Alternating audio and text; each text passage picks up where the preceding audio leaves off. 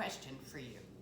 Have you ever been tempted to buy one of those really snappy, sharp-looking egg separators that you can find in catalogs and online? And I saw one the other day that was just, it looked so great.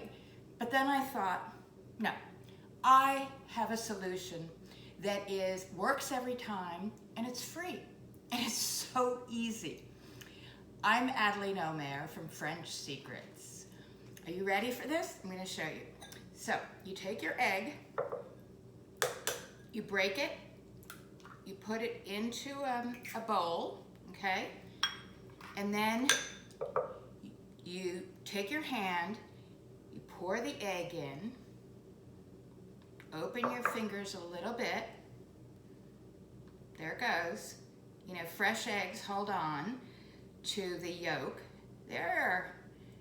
And then I just go back and forth, get rid of all the yolk, and then you just pour or drop or whatever the yolk into the other bowl. Now you have the egg yolk and the egg yolk, sorry, and the egg white. And hold on, I need a towel. It is so easy. And if you're interested in tips like this to make your life easier, whether it's in the kitchen or at home or entertaining or in the garden, go sign up.